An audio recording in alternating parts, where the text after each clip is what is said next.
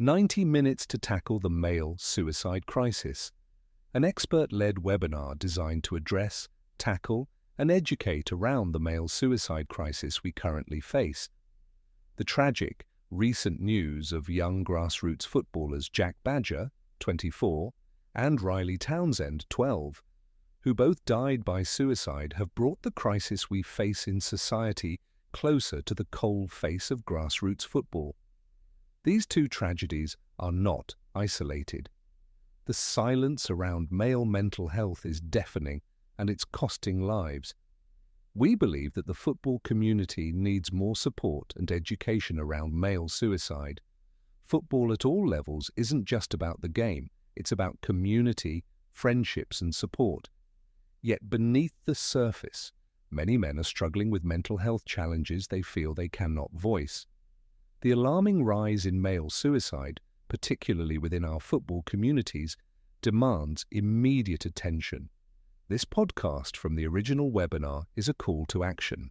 Suicide is the leading cause of death for men under 50 in the UK. In football, where resilience, strength and toughness are often mistaken for silence, the crisis is deepening. We need to talk about it, not just as individuals, but as individuals, teams, clubs and communities. We need to break the silence, challenge the culture and save lives.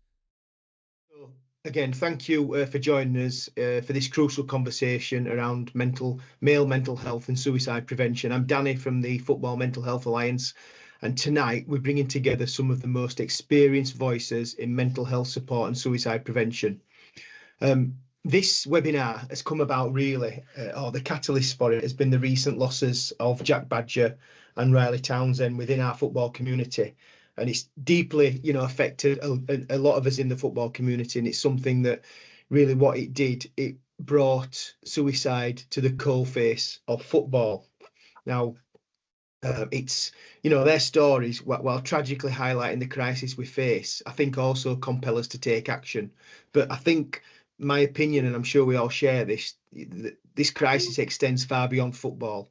Suicide remains the leading cause of death for men under 50 in the UK, and I think that's a statistic that demands our immediate attention and action. So tonight is not just about awareness, it's about equipping each of us with the knowledge to make a difference, whether you're a coach, player, parent, volunteer, we're all part of the solution. For me, these events work better when there's participation from everyone. So if you've got anything to add, anything to say, please, get involved. The more knowledge that we share between us, the more we can take away. So to kick off, I'm honoured to introduce our main speaker, Steve Whittle, founder of Tough to Talk, whose personal journey and expertise have helped countless men break their silence. We're also joined by distinguished experts who will share their insights throughout our discussion. We've got Jed Flynn, the CEO from Papyrus. We've got Martin Roberts from Keep in Mind, and Marcus Pereira and Jodie Hopwood Fox from Mean and Clean. So we'll crack on. We want to keep this to time. So we'll begin with Steve, and I'll fire some questions to Steve, and Steve can answer them. And then at the end, we'll bring in our three experts who can tell us about themselves, the service, their expertise, and pass on some more information to us all. So again, thanks for joining us. And so for section one, Steve, thanks very much for this. Really appreciate it. How are you? Yeah, I'm doing all right. I'm so proud to be in some distinguished company with all these other experts. This is great. Thank you. So what I wanted to sort of cover first, and is helping us understand the crisis that we find ourselves in. So your journey with Tough to Talk began from personal experience.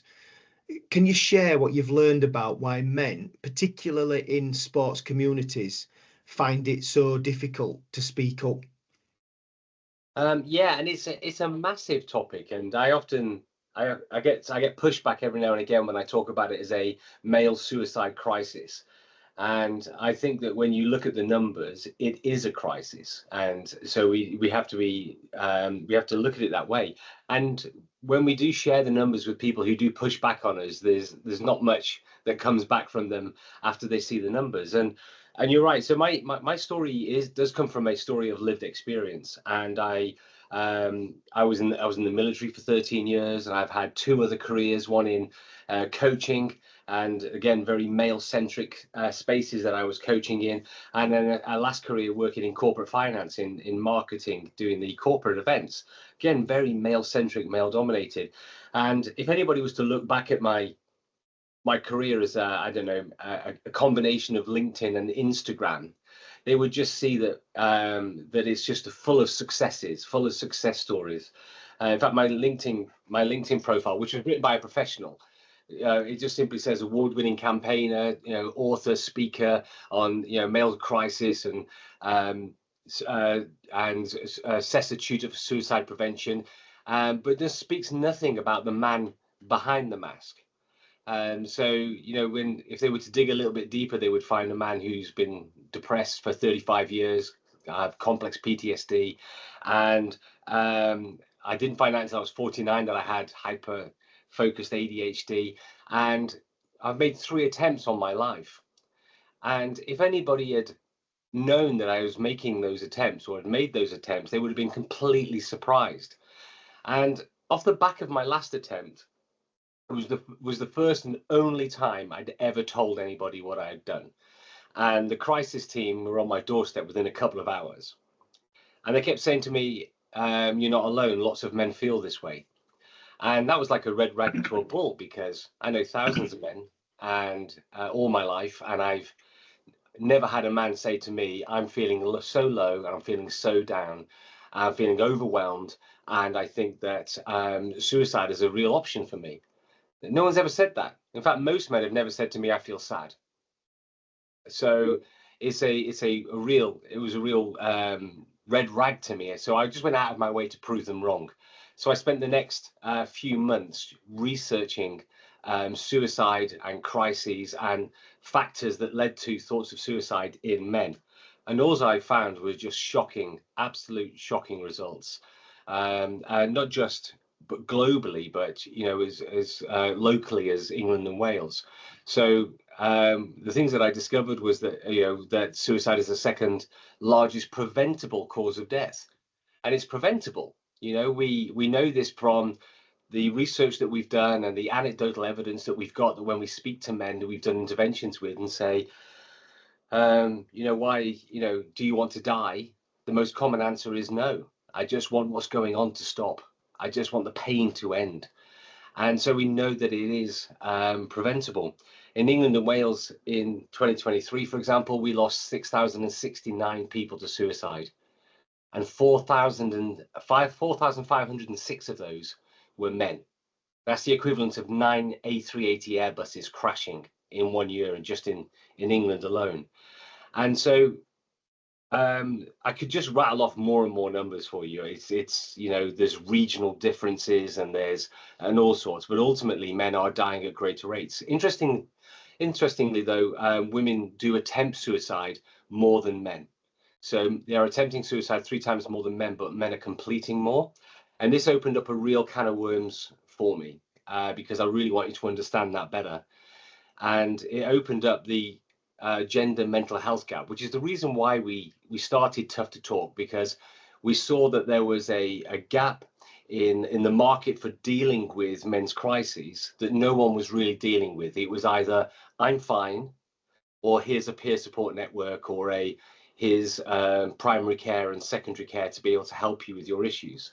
And to explain the gender mental health gap, and if you guys are interested in further reading, there's Lancet journals and studies by Wolverhampton University and places like that describe what I'm talking about. And what it does is it highlights the fundamental differences between men and women. And women are amazing. They have greater levels of empathy. They just generally care more.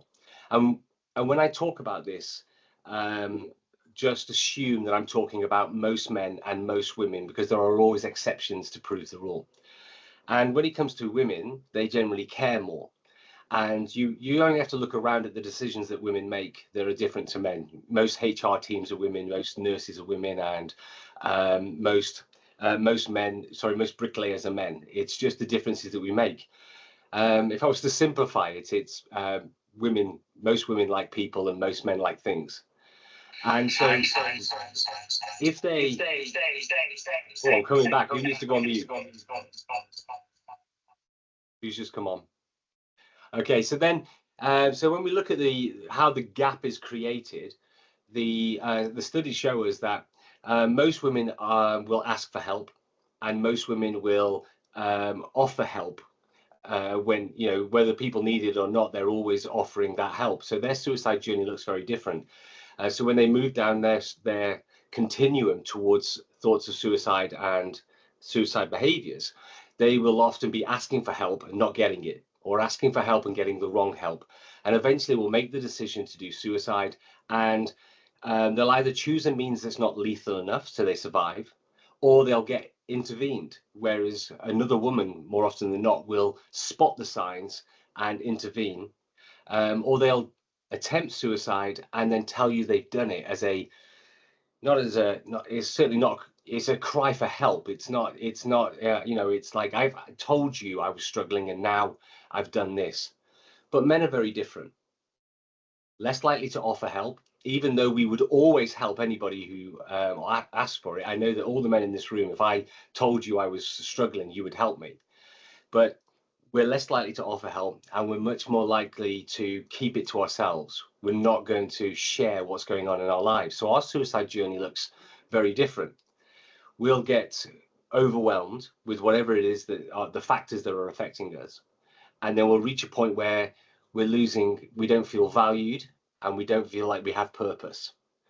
And before I get to this point, I should explain as well that one of the main reasons why there are these differences between men and women is because of the societal expectation that's often put on men as we're growing up. And just to explain that briefly, we have something called generational gender bias. It gets fed in from our granddads to our dads, then gets fed down to us. And then we feed that into our brothers and into our boys. And it's that nature that man must be strong, we must be stoic, we must be silent, boys don't cry, man up. Okay, we say it to boys all the time, what are you going to be when you become a man? It's like a rite of passage to manhood. It's a certain way that we are told to behave. Now, I know that everybody in this room and most men that I speak to say that we know that that isn't right, but we still believe it. And then you only have to look at social media. Social media is constantly telling us about what it should be to a man. The algorithms are fixed that way to tell us these things.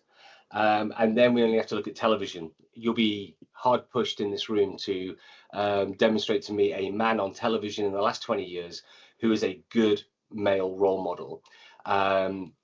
They're often unrealistic expectations of men. So John Wick, Marvel heroes, we're either the villain, or if we're a nice guy, we're often friend zones. So when we have all of these pressures on us to act in a certain way, our suicide journey, when life becomes overwhelming, we haven't told anybody we're struggling. No one's asked us, if we are struggling and if they can support us. And we go down this path of I'm not adding any value. Then you might go to the next level, and it's, well, if I'm not adding any value, I must be a burden. And if I'm going to be a burden on others, then maybe I shouldn't be here. And that's when thoughts of suicide come in. Now, that's most men's past. So when men decide to use suicide as the solution to their problems, they do it in the most violent methods. It's often the most violent methods. And when we ask men who have either survived or we've intervened with, why have you chosen that method? Their answer is normally something along the lines of, because if I survive, I will be a greater burden. Or if I survive, I'll have to admit what I've done and talk about my vulnerabilities.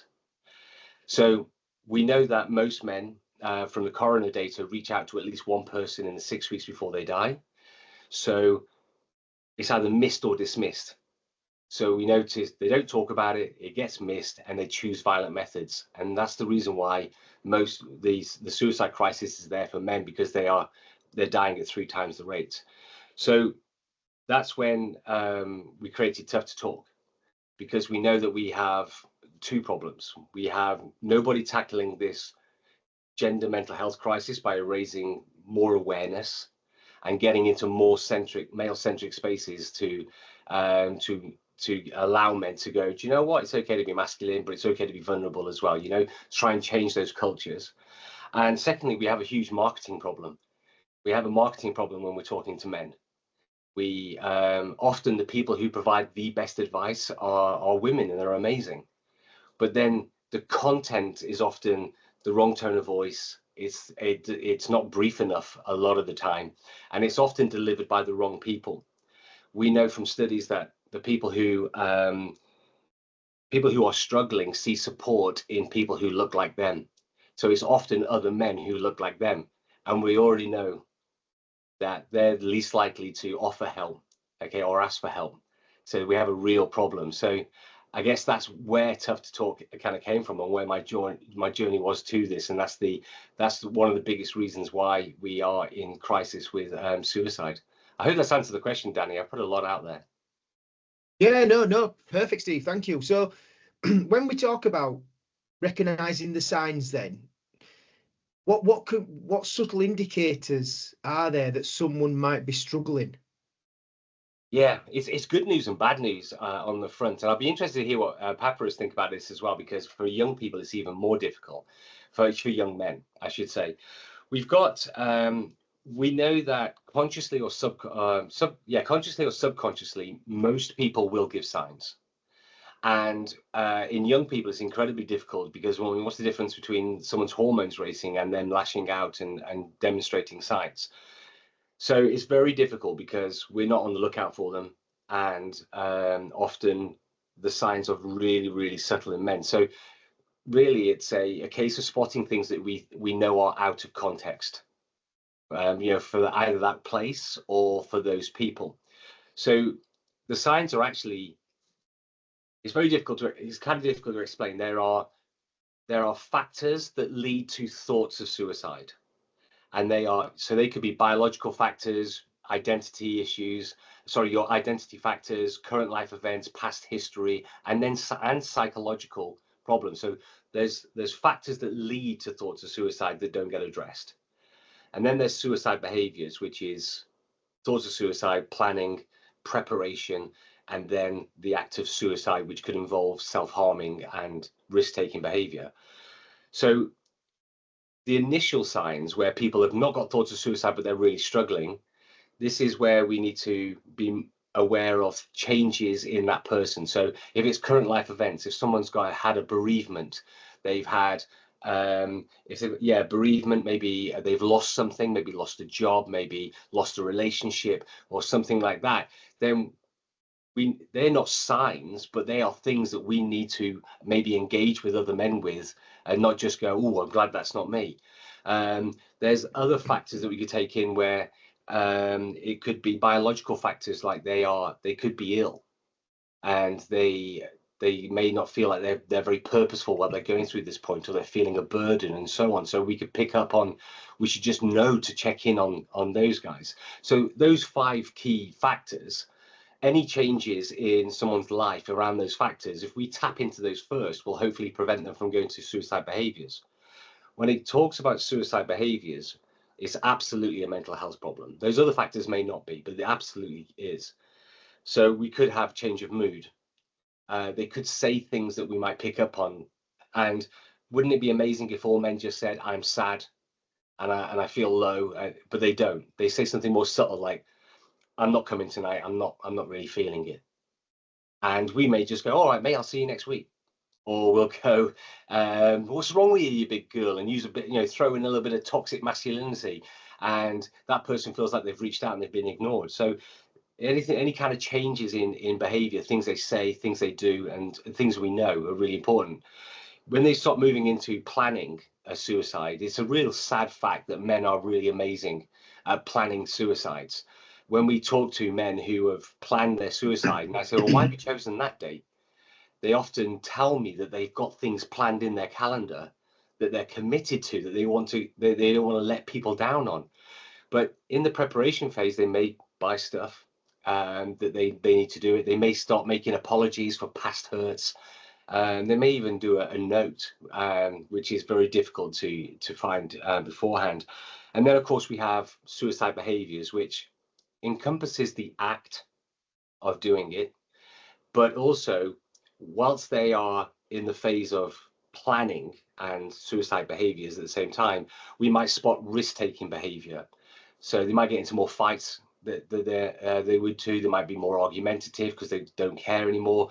Risky driving, sexual behaviors might change, substance abuse, more drinking, and self-harming. A lot of men start self-harming to just get through the day.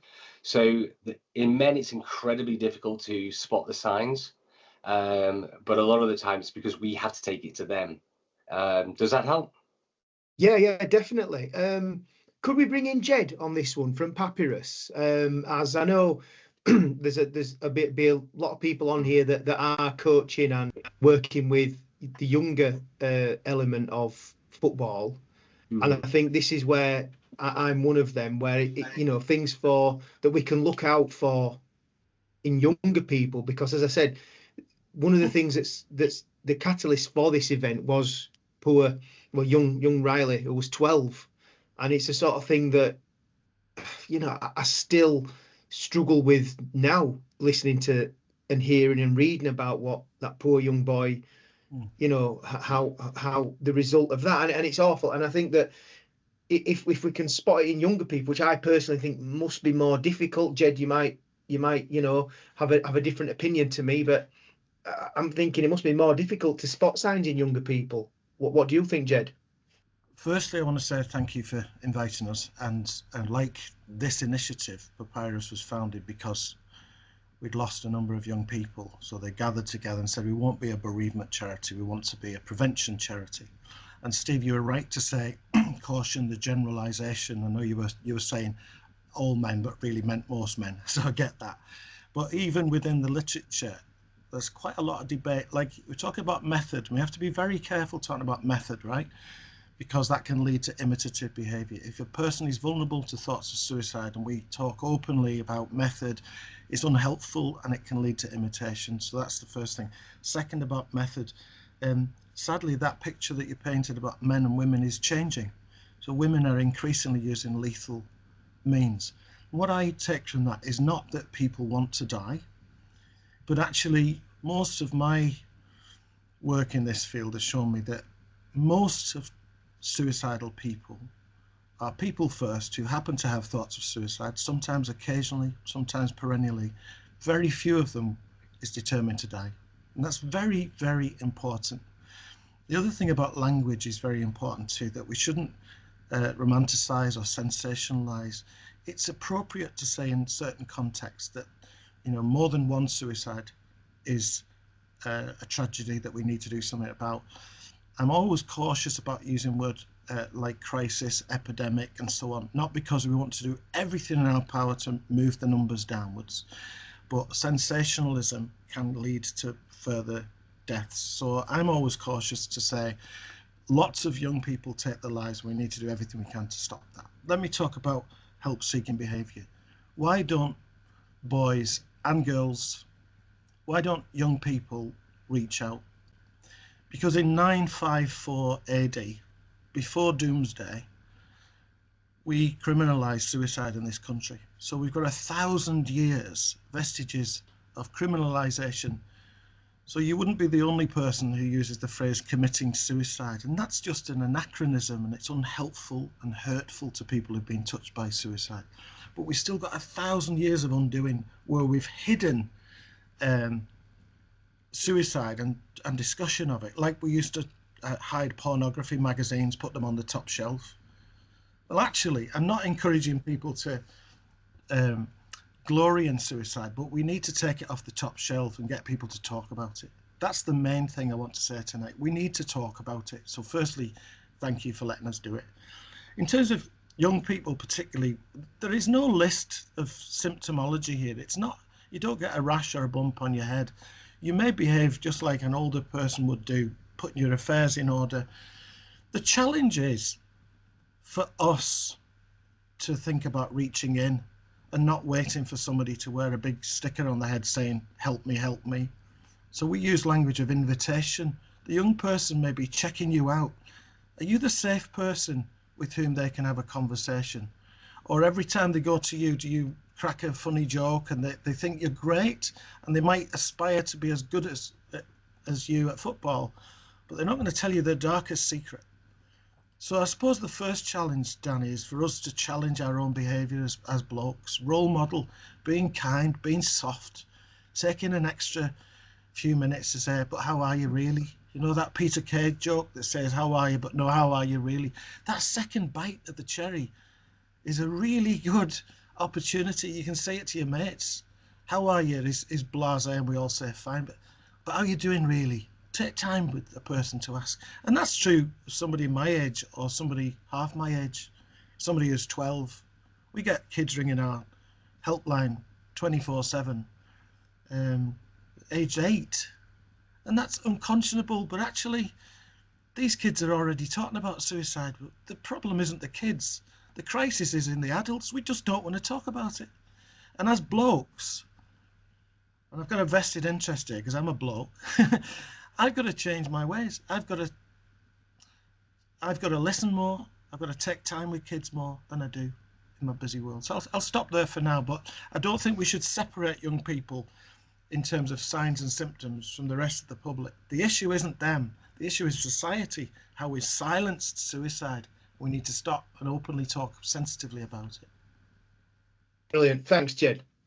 Superb. I like I said, I struggle now to talk like the word. I struggle with the word. You know, when I'm speaking to people like yourself and Martin and Steve and Jodie and Marcus, you know, they're brilliant at this and they're open and they know so much. I struggle to use the word. I would add another challenge to all of us. Don't just ask the kid how they are. If they are presenting in a way that makes you think there's something more going on, say something like, sometimes when people exhibit like you, they're thinking about suicide. Is that what happened? Is that what's going on for you? Now, half of you will have just freaked out at the suggestion of that. Yeah. All the evidence shows if we name the word suicide and it's not the case, you've just created a model of somebody they can go to next time if that's their story. But if they are, they will say yes and they will seek help from you. And if you don't know what to do, you can ring a charity like us and get help. But don't be afraid of asking that question. It really does save a life. I think it's a great point as well. And you shouldn't, and if you don't use suicide, you might not get the answer you want as well, Jed, right? Yeah, if you ask, that's a great question. And if you don't use the word suicide, if you get nervous about it and you say, to a man, you're not thinking about doing something stupid, are you? Then in their head, what they're doing isn't stupid. It's the solution to all their problems, and you'll close the conversation down. So actually, you're not going to make someone have suicide thoughts or behaviors by saying the word, but you could quite easily save a life. So I think it's a great point, Jed. Well, one thing, I have to confess, I don't know anything about football, right? So you can shut the camera. But what I do know is there's a game of two halves, and so is every intervention. Don't rely just on you. It's a collaboration between you and the person you're worried about. I'm worried about you, mate. Put your arm around them, whatever's right. Have a beer with them, chat to them. For a young person, just spending time. If you haven't got the courage to say suicide, that's all right. It might take you a few goes, showing care, but actually trusting the young person, trusting the person actually wants to live. They may not be thinking about suicide. They might be crapping themselves that they'll get dropped from the team or they'll fail an exam. Just showing care provides that sustainable life-saving energy that they may need in the future when they are thinking about suicide. Brilliant. Thanks, Jed. Martin, can I bring you into this, please, and just see if you've got anything to add to that from the perspective of Jed spoke with regard to the younger people. Could you give us something around, you know, sort of the blokes, you know, the men? Yeah, no, absolutely. And I think Jed's absolutely spot on. I think, you know, that one word, suicide, we all run a million miles because we don't want to face into that conversation. And I know when I went through my own personal challenges, you know, back in 1989, mental health wasn't even talked about, even though it was there because of that generation gender bias. that Steve mentioned, and that's the way that I was brought up, and that's the way then I tried to live that perfect male life of being a career professional, the man, the husband, the father, etc., etc. And you put more pressure on yourself then. And I think sometimes, going back to Jed's point, it's quite simple. We have to be kind to ourselves. You know, as men, we're human beings. We bleed like anybody else. We have, consciousness. We have, the fear at times. And sometimes we just have to be a little bit more kind to ourselves and take the foot off the gas and not try to be that perfect individual, because we don't live in a perfect world anymore now. And I think, sometimes we just put that pressure on our own well-being, and then that manifests itself in other people as well. Thanks, Martin. Really good. Thank you. And just Marcus and Jodie, have anything to add from your perspective? And I'll bring you in, John. Thank you afterwards. Hi guys. Go on, Jodie. I'll let you go first, mate. Hi guys. Yeah. So a little bit about us. We run a drugs and alcohol recovery service called Mean and Clean.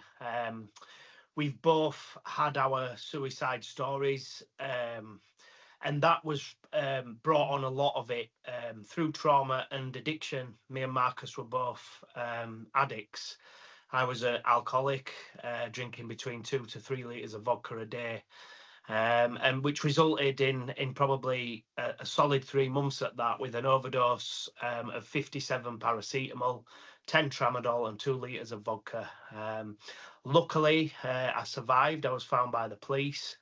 So obviously that was my rock bottom moment, and like you guys say, it comes to a point of a person's life who is depressed or who is an addict or who has problems and past traumas, that they reach a rock bottom moment and they realize that for them that is the end. So with us, with me and Marcus, what we do is obviously we deal with various addictions and people throughout our program, and obviously, as we know, alcohol quite heavily used is a depressant, even though you think at the time that you're sort of numbing that pain or whatever it is you're trying to create a fog over it remains the next day and worse. So obviously men's health and mental health and suicide, we believe is quite a high factor in the addiction world as well. We've found a lot of people with mental health problems have a substance abuse problem as well. Not that they might admit that or know that, but yeah, we want to thank you for letting us on this, and it's a good platform for us to be able to talk about mental health and addiction as well. So that's a little bit about my story. If you want to take over, Marcus. Yeah, I mean, listening to that from you guys, it brought so many things back for myself. I mean, I'm 29 years of age, and when I say it brought back a lot of things for me, I was 4 years old when I lost my dad in a car crash, and I grew up knowing about my dad. I got told things about my dad. I know he had previous with addiction, so being that kid that grows up with a stepdad, and we all know kind of what the relationship's like between, a step parent and a stepchild, it's never quite 100%, the bond as it should be. So for me, it was very much sort of asking myself, what was my dad like? Who's going to teach me to be a man? Who's going to show me the ropes? What do I do in this situation? What do I do in that? All I had to do would go off sort of memories that I'd been fed of my dad. So I kind of felt like my life has mirrored his a lot. He died in a road traffic accident. I joined a motorcycle club about 5 years ago called Satan's Slaves, who are a 1% outlaw motorcycle club, very similar to your Hells Angels.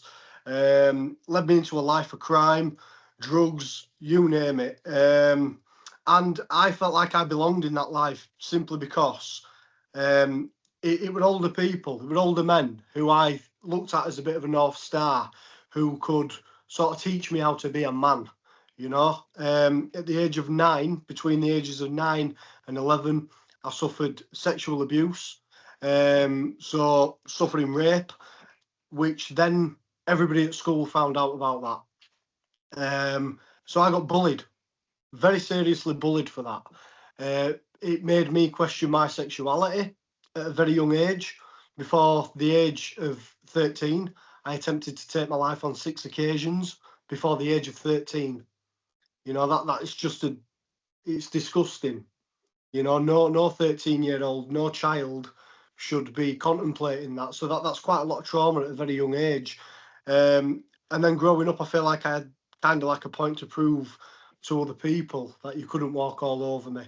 And it led me down a path of destruction. And with the drug and alcohol usage, I started with cocaine, and then it went on to crystal meth and crack and excessive amounts of alcohol until, and in between, near the back end of my active addiction, when I was ready, when I met Jodie and I was ready to go really commit myself to recovery, I'd attempted to take my life. You know, I'd noosed up. I did do it. I was laid in bed one morning with my missus, and my kids were in bed with us. And I was sober that day, and I kissed them on the head, and I went downstairs, went to the garage. I played the song by Guns N' Roses, November Rain, because it was a November day. It was raining, and I thought, when it gets to that guitar solo, I'm jumping. And a little girl walked up the street with her mum. The garage door would open just ajar, and she looked in and says, "What's that man doing?"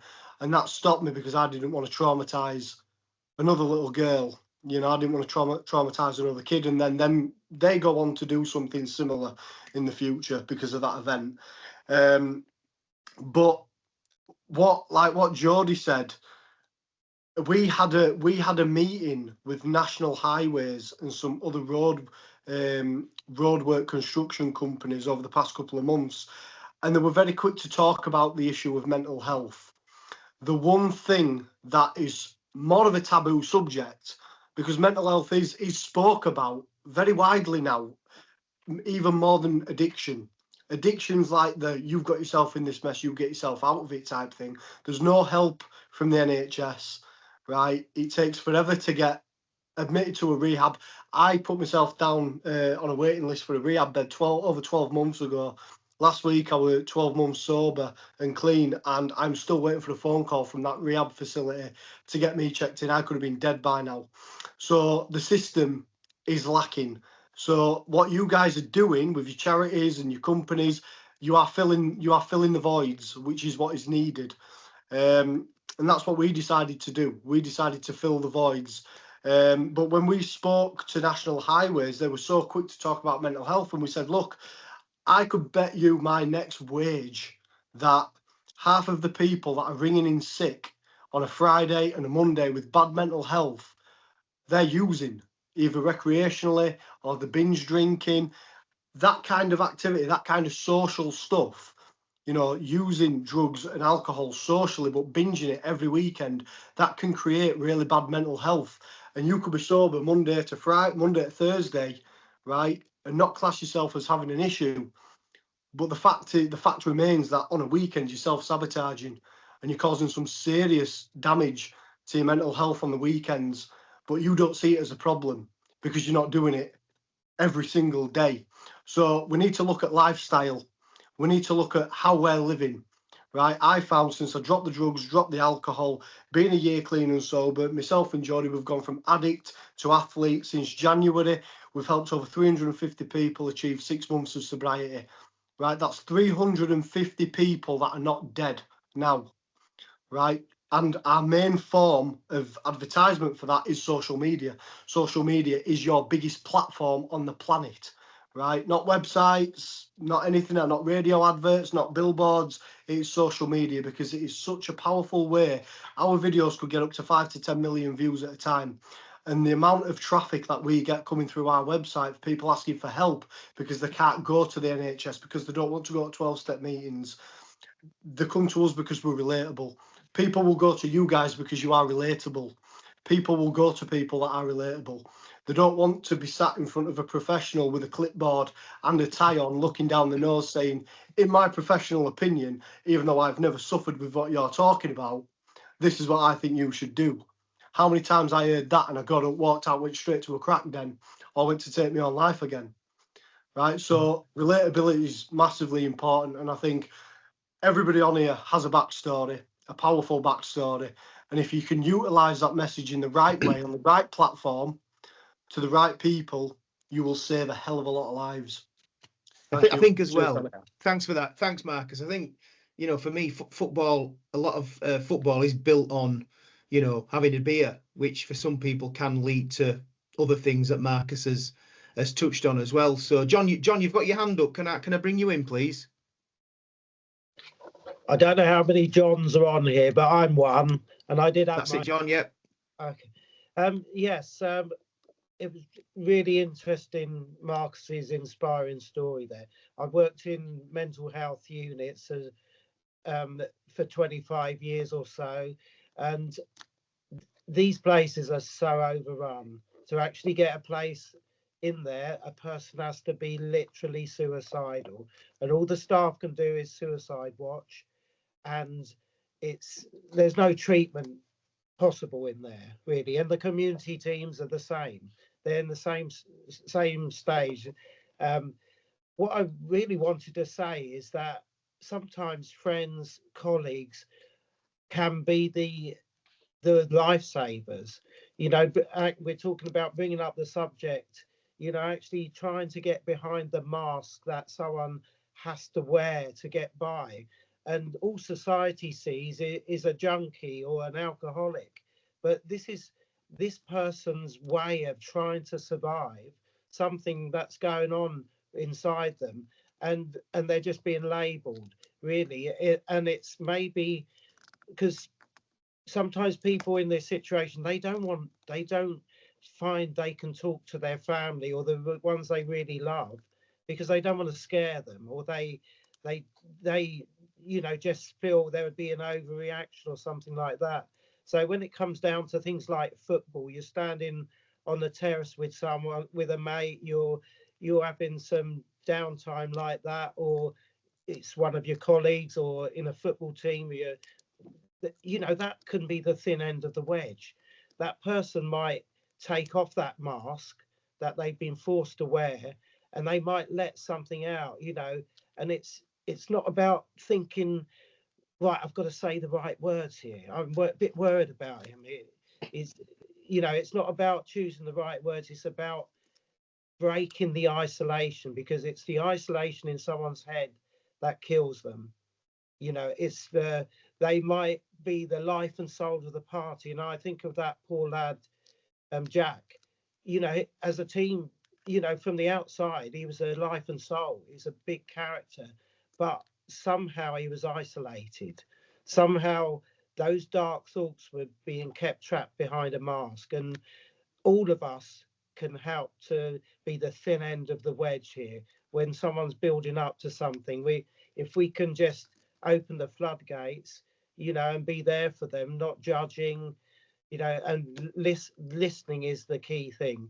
I think, you know, it's a wonderful thing, this whole discussion that we're having here, and bringing it into football, where you have got people trapped behind masks with such expectations on them, you know, such fears. Sorry, I've gone on. Thank you. No, John. Thank you. Jack, can I bring you in, please? You've got your hand up. Yeah, sorry. Hello. Hi guys. I'm Jack. I set up a football club in the Southwest called Speak Out United. Our main aim is to deal with men's mental health, but also we've got a youth section that we're implementing from the ages of under 7s about talking about their emotions, whether it's good, happy, sad, angry, or if something makes them anxious. The main thing that's really helped us with setting up our club is obviously myself meeting Danny, I think probably about 12 months ago. And for me, football's a very good tool to get them, even if they come for a year, which we've had players that come for 2 years and they haven't spoken about it. Football kind of gets them into a safe space in their head. So they have 90 minutes of kicking a bag of air around, or 40 minutes if it's children. The tools that obviously the Football Mental Health Alliance that gave us when we did the first stage a couple of months ago, we've implemented them into our daily when we do our training sessions. So it's not just with the children, but with the adults. And a lot of the time, especially with the adults, what we have is they don't want to do it in front of each other. So we've kind of reiterated right, we're going to email this to you all because we've got your emails, or we're going to get it sent out to you.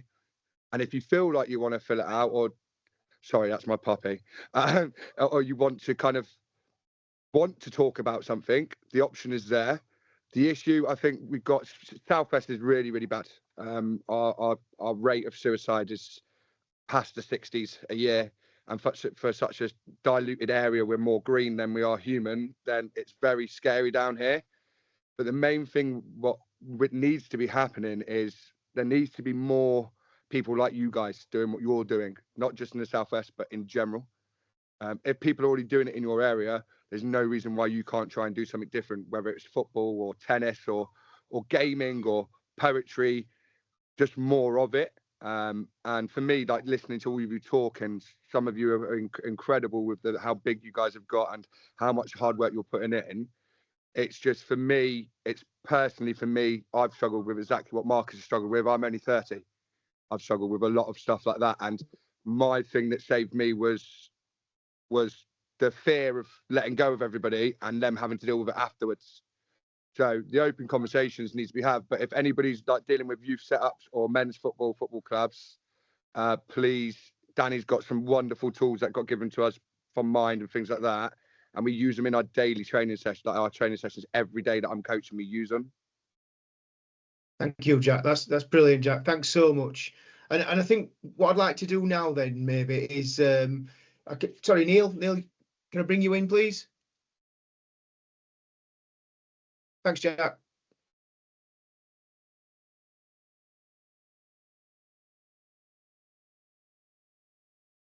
I'll unmute you, Neil. Sorry about that. Yeah, sorry about that. Technology is not my best thing. I just wanted a very quick talk. I'm happy to speak to anybody offline after this anyway, because I think I don't want to take up this, but I belong to a group in York called Mindfulness, and we are a social, we're like a well-being group. It's a charity, and we've got a niche where we can provide, all the money we raise goes to providing access to anybody that identifies as needing any help straight away, rather than waiting for the NHS. We can get people sat down in front of people within 48 hours, and we've done by doing so. That's great. But what we found is the main thing is with that, men are particularly don't want to sit down necessarily straight away and talk. So we have events going on every night of the week, things from football 3 nights a week. We do an allotment. We've got coffee mornings. We've got running clubs. We've got social footy, and it kind of just gets people going along. And if people want to talk about stuff, they can, but they don't have to. Nobody's sort of sat down and forced to talk about stuff. But kind of that sort of brotherhood that comes along with that, and making it more normal to be involved in a group like that, seems to work for us. And we've sort of, it's grown and grown. I wasn't one of the originating members of 5 lads that started it, but it's absolutely, we've just had an evaluation done by York St John University as well on what Mindfulness does and how we're going to use it to go forward. But it is slightly different to things like Andy's main club. We do have a 1 night a month where we'll have a sit down and people can talk about. We get about 35 to 40 guys to that. But it's more about going out and doing lots of different things together and behaving in a community, and you look after each other as well. Because I'm finding in the well-being side, it's very much a case of, this is what we need to do. I know tonight specifically we're talking about suicide, but for me, the whole thing in the community at the moment is like, there's like a big gap there where people are either seen as being mentally ill or they're not. And when it gets to crisis, then there's somewhere for them to go. But if everybody was to work on the well-being all the time through a lot of these different type of activities around, and age is no barrier, and we're totally inclusive and stuff like that as well, then that's going to cut down the amount of resource that's needed and stop, hopefully stop people getting to the crisis point.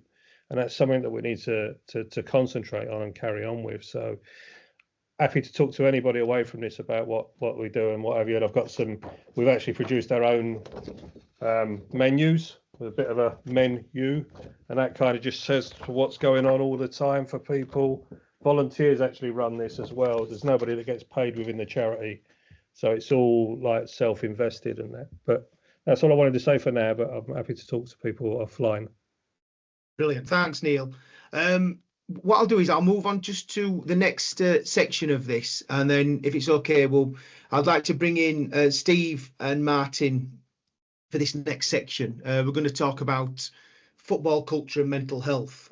So, Steve, how does the traditional tough it out mentality in football and society in general for a lot of men, how does it impact mental health, and what positive aspects of football culture could we leverage for support?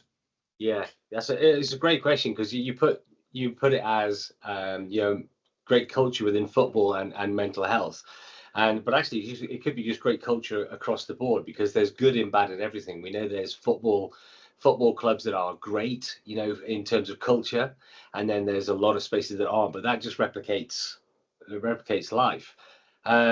So we've got, I loved what you've all been saying here tonight. So in this audience here, we've got quite a few peer support groups, and then we've got organizations that deal with men who are in crisis. And you're right, there is that gap. There's a gap between I'm fine, and then there is I've now hit rock bottom, I'm in crisis. So I'm either then going to turn up to a peer support group like Menu or Andy's Man Club, or I'm going to turn up, or I'm going to phone up Papyrus, or I'm going to go see my GP.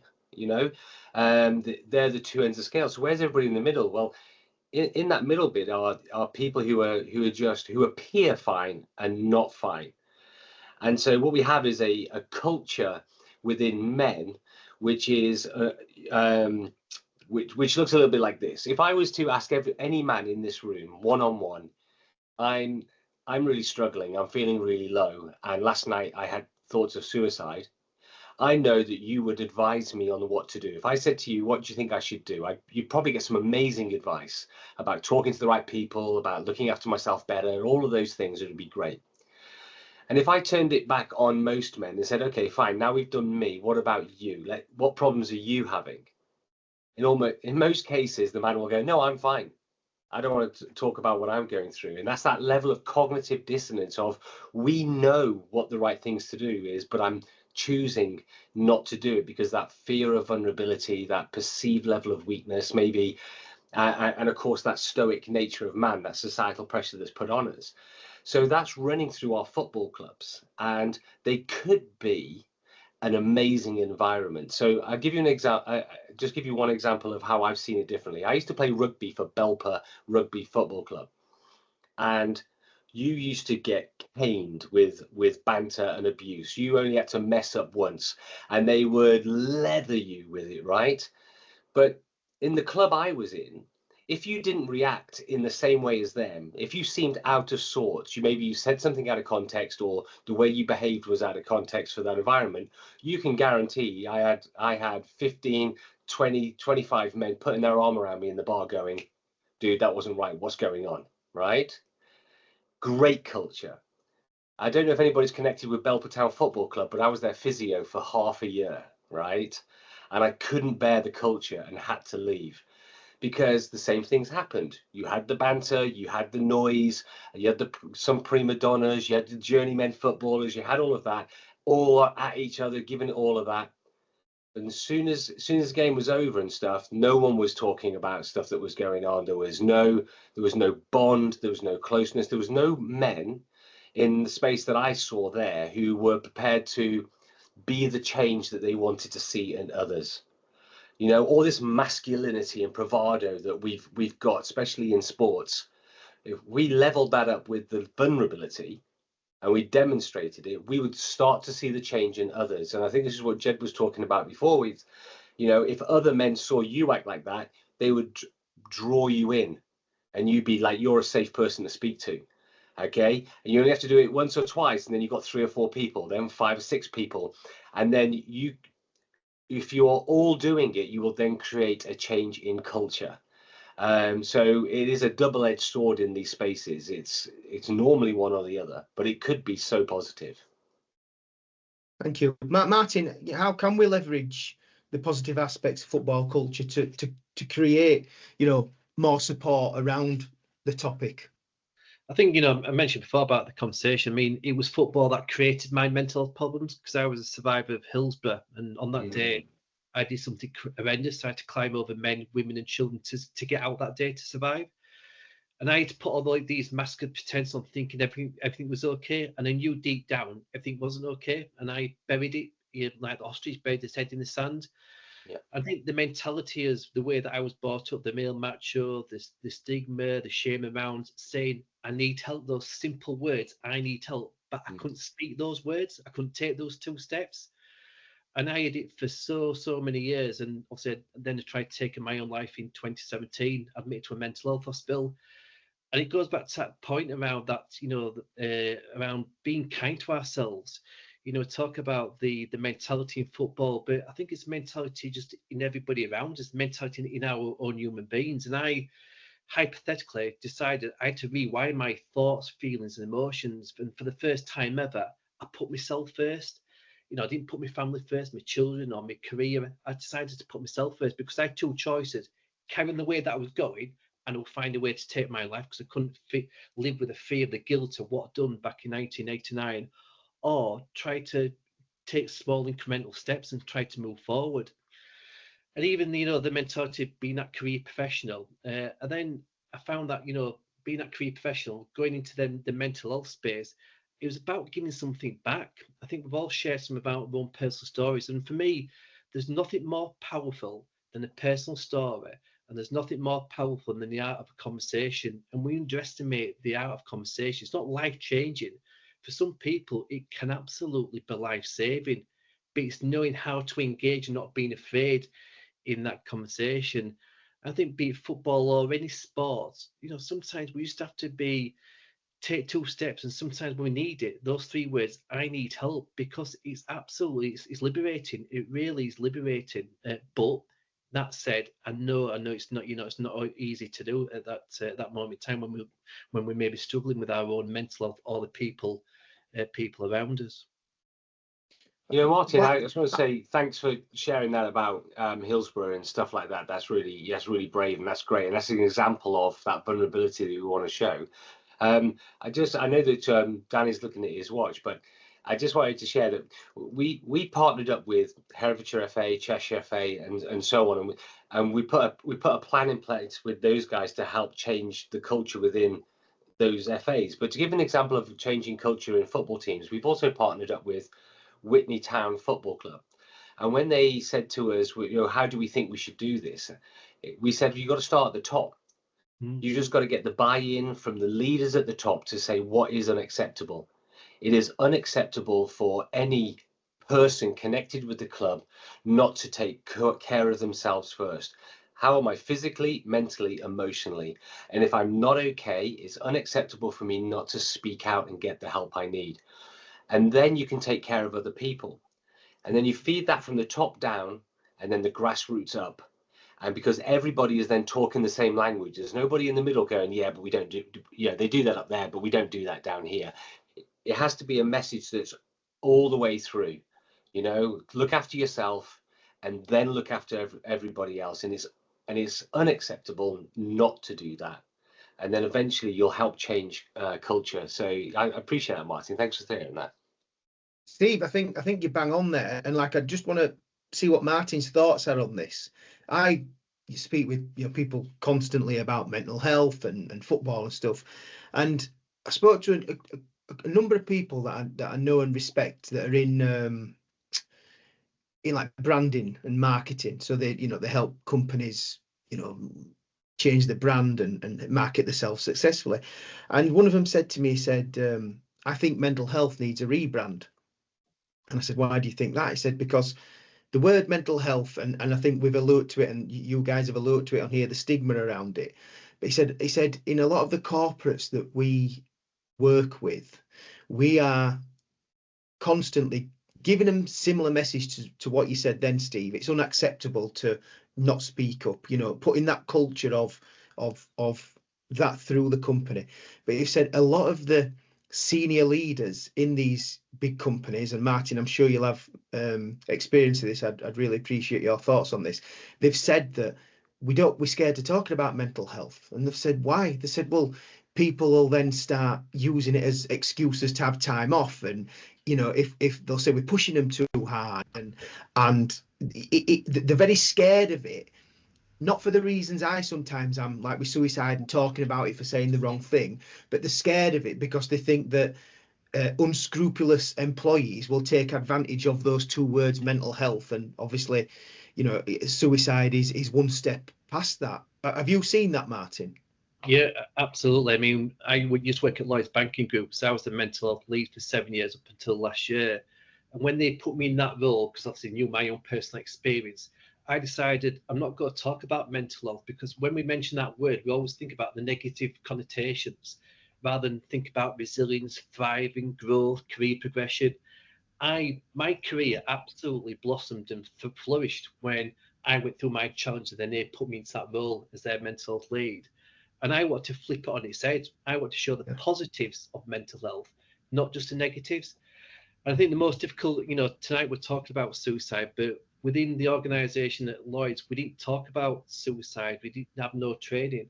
And I said, we have to talk about it, because I'm a great believer to get comfortable, we have to first become uncomfortable with those words, with that conversation.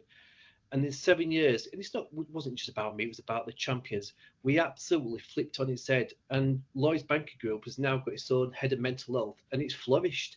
And people see it as a career progression, not a career inhibitor for people who may be going through their own personal challenges. Because I'm a great believer, we all bring something different to work, different personal or professionally. We're not like, you know, twins. And for me, people can absolutely bring something totally different if they've been through some of those challenges. And I've seen it, like I say, within LBG at a corporate level, and it goes back to Steve's point. We started from the top, we started from the bottom, and it was a case of meeting in the middle. There was no case of going from bottom up. We absolutely started from the very top, from our CEO when he told his own personal story, and we just carried on that momentum. I think we can use that from a football club perspective at any level, whether you're Premier League or a small grassroots club. I agree with you, Martin. It comes from the top, and for me, football clubs have to ingrain mental health through them and ingrain that message to them. And this is what we're trying to say to clubs. And if, you know, all clubs were doing what Jack's doing, I think, you know, we wouldn't be where we are with mental health. Andy, can I bring you in? Andy Jarvis, you raised your hand, and I'll bring you in, Jed, if that's okay. Yeah, hi, Donny. Yeah, some very inspiring stories on there from everybody this evening. Thanks for sharing that. I think it's what this group is about. Yeah, the only thing I wanted to ask, and I know I've spoke to you about it before, Danny, is we'll be talking about sort of generational things with men, and sort of, you know, going from grandfathers down to dads and stuff like that. I know everybody's different, but I do think there's a strong argument that they need to start having emotional intelligence taught in schools above all else, to allow young people to actually understand and how to process their emotions. Obviously, particularly young boys. I mean, what you said, I think, Jed, I mean, that's absolutely heartbreaking that these kids of 8 years age ringing up with thoughts of suicide. I can't comprehend it. I mean, my lad's 18, and I quite often worry about him. And I think anyone who's got kids, you spend your whole life from the minute they're born to whenever worrying about, are they all right? But I mean, I've always been quite open. I've struggled with depression and anxiety. I'm a lot better because I've sort of have good support network, and I tend to look after myself a lot better now. I've knocked alcohol on the head, and that makes an absolute massive difference to me. But yeah, it's just the emotional intelligence thing. I think it's more important than ever now than sort of your grades and everything. And it still baffles me that it can't be taught more often and readily in schools to prepare them for the big wide world and the things that they might face. And, you know, one of the biggest challenges you'll ever face is your own emotions. And if you can't process it, you are going to struggle. Andy, Papyrus agrees with you wholeheartedly, so that we've led a national campaign not to talk about emotional intelligence, but to talk about suicide, and it's not an inevitable outcome of distress. And we've been kicked into the long grass by successive governments. But the hope is that the new curriculum will come out in the end of January, early February. I was in House of Commons last night. I was promised that it'll be out in the early months of the new year. but they're still sort of making it optional. We're saying we have to talk about it. It's the leading cause of death in this country. Can I just go back, if I may, Danny, briefly? I'm conscious of the clock, but please don't collude with rebranding mental health. I went to the chief coroner years ago, and said we need to decriminalise the language and the way we count deaths. And he said maybe we should call it something else. And I said to him, if that dog is a Rottweiler and it's going to bite me, don't pretend it's a budgerigar. Just let's face it. And in terms of changing the language, if senior leadership in any sector can't deal with this, then they need to get out of senior leadership. I'll give you an example. About 7 years ago, the exam board, AQA, decided, because of a lot of backlash from teachers of sixth form young people, that they would no longer have as a standard text for A-level sociology suicide, Durkheim's essay on suicide. It was too difficult for them to handle. And the Guardian asked me to comment on it, and I said, if the children were worried about the suicide discussion, I'd be interested in that, but the adults are the people who are worried about it. So if they can't teach suicide, they need to get out of teaching. And that was the headline in the Guardian the next day on that article. And that's still my position. If we can't deal with something that's scary, don't change the word or don't change the angle. And in terms of any change, we need to affect that change from top and bottom. But I tell you, the one thing that affects change is when it's personal. We're all in this room probably because we care about those young people, those boys and men who've died, and it's touched our hearts to move. So that's the real effective driver.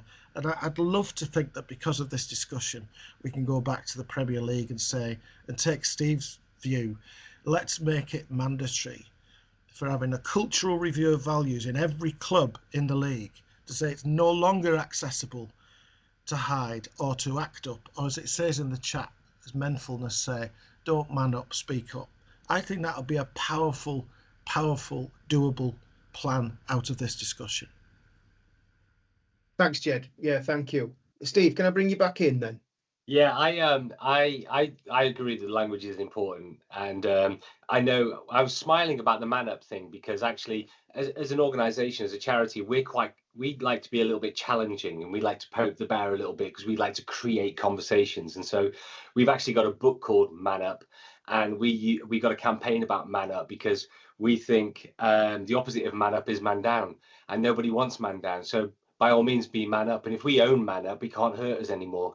So that's why we are so big on that. So, but I agree with all the sentiment. But what someone was saying before about a marketing problem, we definitely have a marketing problem. When we're talking to men and trying to get a message across, there's certain phrases that we use will often close down conversations. So talking about safe spaces, open door policies, all that kind of caring terminologies that we often use can often turn people off. And if we use a lot of terminology surrounding mental health, if we shoehorn under mental health, and somebody's in that space before thoughts of suicide, so they are low, they're feeling low, and they're dealing with factors that could lead to thoughts of suicide, but not. And we just say, well, if you're struggling to speak to someone and they make it about mental health, but actually they haven't got a mental health problem, we're going to miss a lot of opportunities to get to people. So we need to change language and talk about the issues that are really affecting men. Loneliness, separation from family, debt,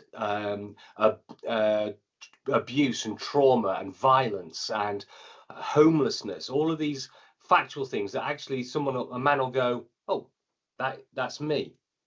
Okay, so they'll go to that space. So language is very, very important. We've got only about a third of men are taking up psychological services from the NHS. It's a little bit less than that taking up service from a lot of the charities. And I know it varies in age groups and organisations. But we were recently approached by Kenton Medway Talking Services, who they sent me their poster that they had done for their talking services and said, why aren't men phoning us up? And because we've got like this brand team that looks at tone of voice, language and everything else. And I asked them and said, well, what did you do with that picture? Did you just change the photograph? And I was like tongue-in-cheek joking. They said, yeah, that's what we did.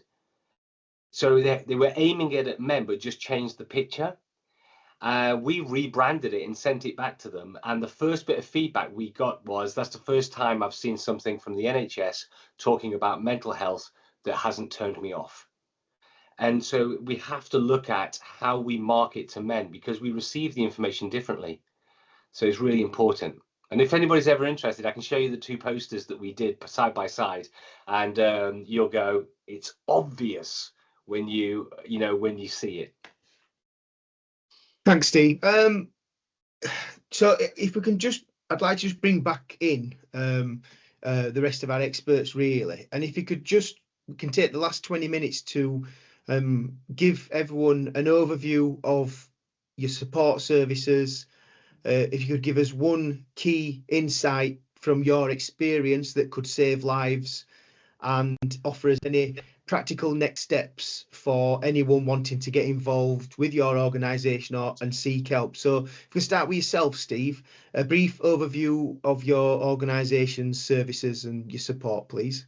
Yeah, absolutely. So at Tough to Talk, we don't do any work on our own. We do all of our work in partnership with male-centric spaces. So we focus on sports, manufacturing, construction, and youth. And we help those organizations 2 ways. One, we provide training, content, and support for intervention, so suicide intervention training and content. But we also help them rebrand their messaging around sometimes services that are already brilliant, they're just not landing with their space. And then we also focus really heavily in that space of factors that lead to thoughts of suicide. So we provide content, training, talks, and awareness pieces around that. But we can only do it in partnership with organizations that are in that space and struggling.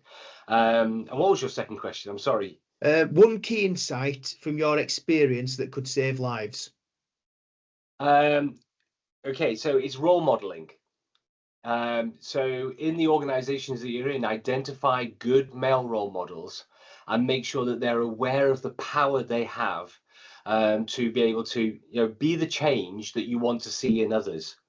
So if they need training, then give it to them. If they need that little nudge, give them to them. But identify those good male role models in those spaces that can just lead by example and bring everybody along with them.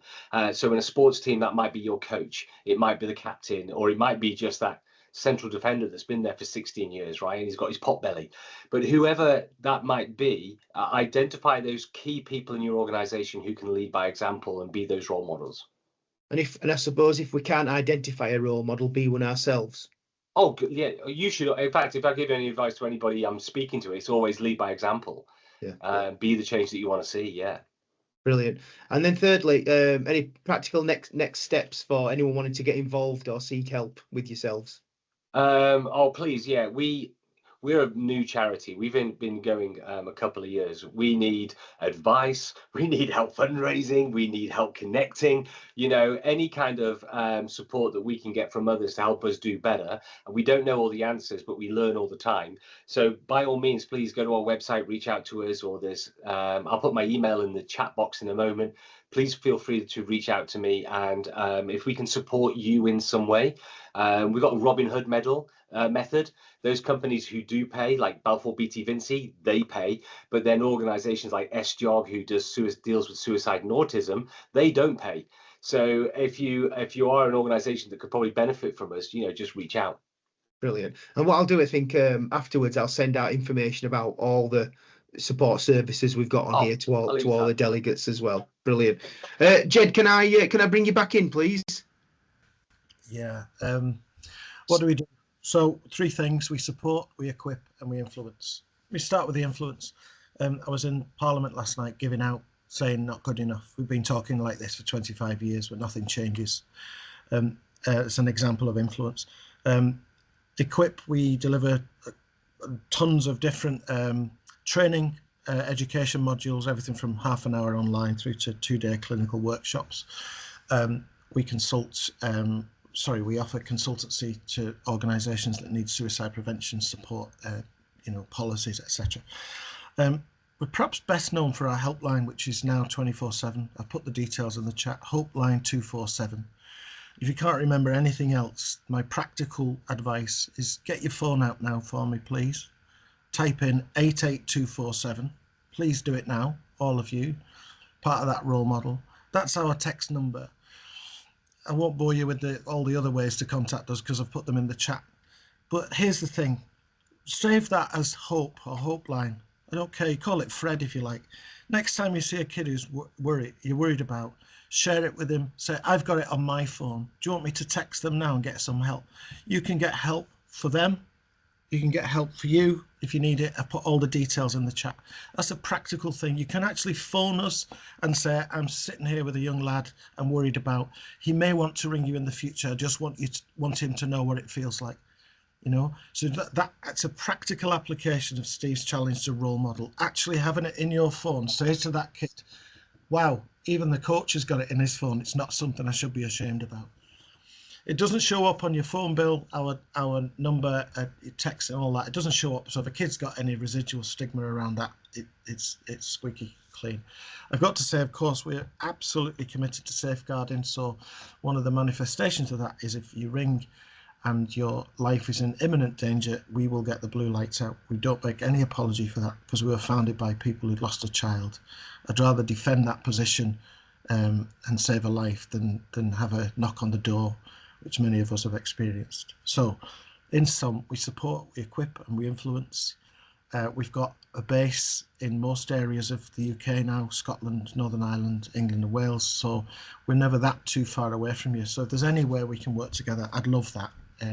Might not be me, but it might be somebody across the team. So brilliant, Jed. That number was 88247. Is that a text number or is it a number you can ring as well? Don't phone that. That's the text number. Right. But that's just a quick one. But all the other details, put the 0800 number in as well. There's your homework. That'll save a life. Brilliant. Thanks, Jed. And just one key insight from your experience that could save lives. Yeah, I'll give you another practical tip. Follow us on social media. I get loads of people saying that they heard about us. They were frightened to talk, especially around the pandemic when it was difficult to have a conversation. Text and email became important. How did they find out about us? Because one of you had it on your Facebook page. It just normalizes the conversation around suicide. So that's my practical thing that would really does save lives. Brilliant. Thank you, Jed. Martin, can I bring you in, please? A brief overview of your services, please. Yeah, so predominantly I go out to mainly large corporate organisations just to demonstrate how people can prosper if they've gone through their own challenges within those large organisations. Do talks, but I also do workshops for schools and universities around trying to remove that stigma and that shame. I think key insight for me is just, again, I know it's so simple, but it's the conversation, how it can not save lives, how it cannot change lives, but it can save lives. And I build it around 4 key areas. One about empathy, which I think we've touched on, that men are not good at being empathetic, being sensitive, showing genuineness and non-judgmental. Don't label everybody with the same brush because we all go through different challenges in life. And for me, you know, how, I think, what was the third question? Practical next steps for anyone wanting to get involved or seek help with yourselves. Yes, I do a lot of work on LinkedIn, and obviously I have my own web page around what support services I have as well. And for me, it's all about showing vulnerability. You know, there's nothing wrong in showing a bit of vulnerability and those personal stories, because people can then relate to it and say, do you know what? I know what to do to put in those steps now to help me going forward, and maybe my friends and family as well. Brilliant. Well, when you talk about vulnerability, I just finally like to bring in Jodie and Marcus from Mean and Clean, because I think, you know, for me, what I know about these guys, their whole success of what they're doing has been built on the foundations of their vulnerability and how open they've been. So can I bring you guys back in, and can you just give us a brief overview of your support services to start with, guys? Yes. Hello, guys, again. So Mean and Clean is our foundation, and we basically are a 24/7 support network for recovering addicts that join our program. So what we do with the program, we arrange a free consultation and get a bit of background on the person that we're speaking to about their problems, and then we put over the proposition of a program that we run on a monthly basis, or we run a 6-month program, which is involving dietary plans, exercise plans. Obviously, as we know, guys, that exercise is hugely important in recovery. Well, not only recovery, in everyday life. So we do four personalized plans for them to attack every single day. We add them to 2 WhatsApp groups as well. So we've got a WhatsApp group with myself and Marcus, which is a personal 2-to-1 mentoring group with ourselves, and we add them to the group support, which has got every person on the program in there as a group chat. We're all in it together. We do 2 group calls per week as well, one on a Monday evening, one on a Friday evening. A bit like this, but we've got that many people on the program that it has to be a WhatsApp audio call. So we just have a chat in general. It's a bit different to sort of your AA meetings and your CA meetings, because we believe that recovery is a positive thing. I'm not slating any meetings at all, but when I went to meetings, I felt worse sometimes when I came out, because it was a lot of, everybody in there seemed depressed. They were starting off their introduction to themselves by saying that they're an alcoholic. Well, I was an alcoholic. I'm a recovering alcoholic now, and I always will be. I'll be recovering. I won't look back. I will look forward only. And we're a bit more positive in that sense. We don't beat around the bush, as Danny will know with our videos. You know, we're relatable. People relate to us because we've lived it. We've lived every avenue of addiction that it can take you to. We've knocked on the devil's door and we've escaped that addiction. And in our eyes, me and Marcus, if we can do it to the extent what we were doing, the extent of substances we were using, then anybody can do it. But you've got to have the right-minded people around you. You've got to have the plans in place, and you've got to understand that it is going to be one hell of a ride. But we are there. We like I said, we support. We've helped over 350 people get to 100 days clean and sober. And obviously, with the mental health side of things, we do know that substances can obviously incur a lot of damage to the mental health. And as like we said earlier in the call, that the substances what we use are actually the medicine that what we are trying to cover up. You know, that we are using that for a reason. We're not going out getting absolutely obliterated and not being a reason for it. We tend to find that a lot of addicts that we speak to, that they're using because of traumas, because of events, because of something, and that's where we're trying to get out and talk to them and let them book a free consultation, have a chat with us, and take it from there. Thanks, Jody. I don't know if I've answered all your questions there, Danny. Yes, mate. Just the second one is, what's one key insight from your experience that could save lives? I think, like you guys said, the 24-hour service for us is a big one, because obviously an evening time we're available to talk to. So if we've helped a lot of people prevent relapse by just talking, saying, right, listen, I want you to get in a cold shower, that feeling will go. I want you to go to the gym, I want you to go for a walk, I want you to go read a bedtime story to your child that you haven't done because you've been in active addiction. So I think the support from us, being able to pick up the phone and we answer, is the most important thing, I think. So you know, the sort of overarching theme for tonight, and I think it is with mental health in general, is talk. Yeah. Which you know, and I talk from experience myself. I do find that difficult to talk to people. You know, my best friend said to me other night, we were out, or last weekend, and he said, Danny, I don't know what you're doing. I don't know what you do. I don't know you really. I said, what do you mean? He said, because you never tell me anything.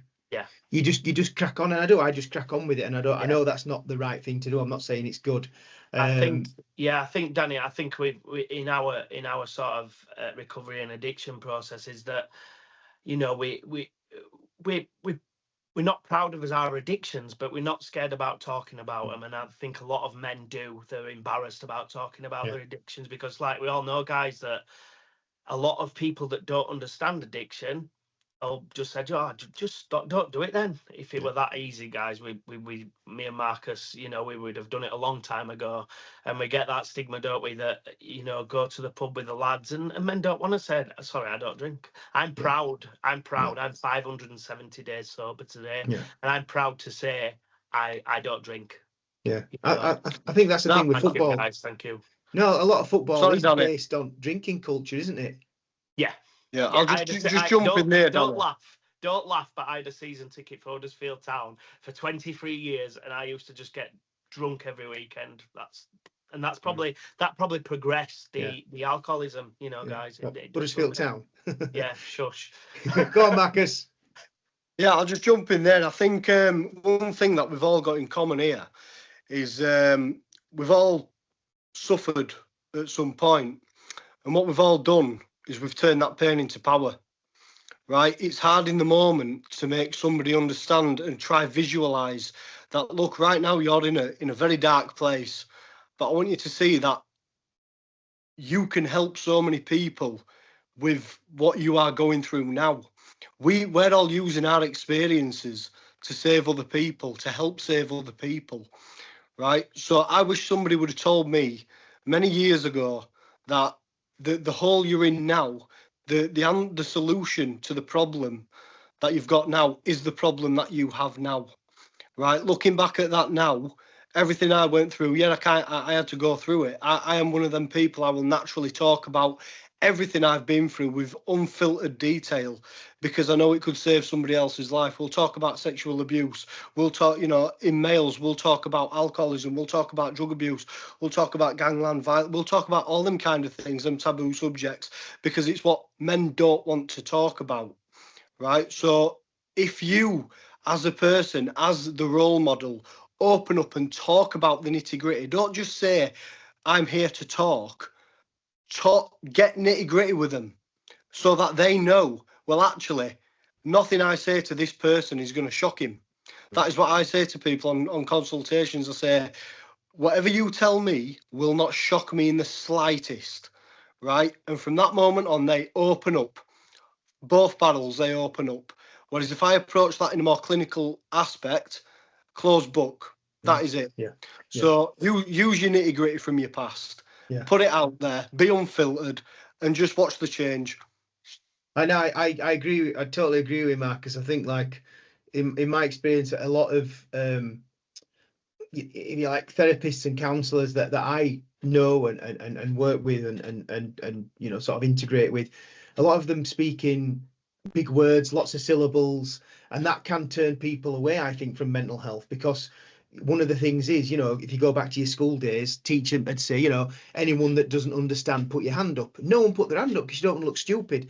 And I think that is the same with mental health, when people talk in big words and lots of syllables, that we don't then ask, I don't understand what that means. Is it this? Is it that? So when, as you say, Marcus, we're talking, in an unfiltered manner and just using terminology and being real, then people will think, well, that's me. I understand what you're saying there. I get that. And that will then, open them up to speak more. And I think that's why, you guys have been, so successful. And I think that the people we have on here that have spoken so eloquently, I think one thing that I see with this is that you can either use your past as something that prevents you moving forward, or you can use it as your origin story.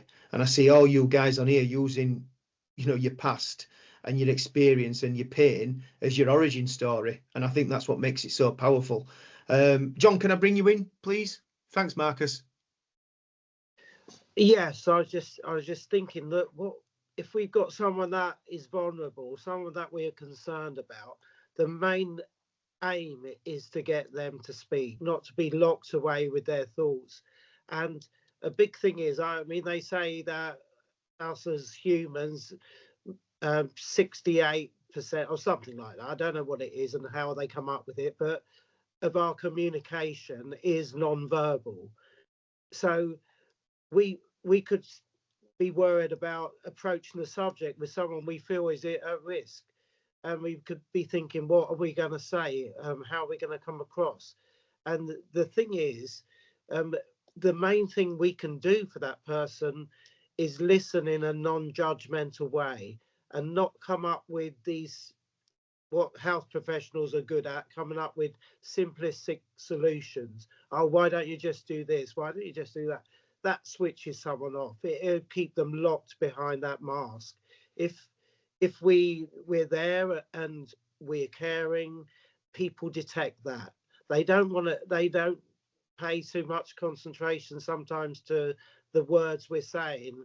It's if they've got someone there that's empathetic and able to listen to them, that's a big part of our task there. It's not about thinking what should we say. If we avoid the situation of engaging with them because we're worried about we must come up with some solution, then we've lost that opportunity. It's being there, sitting before them, being on their side.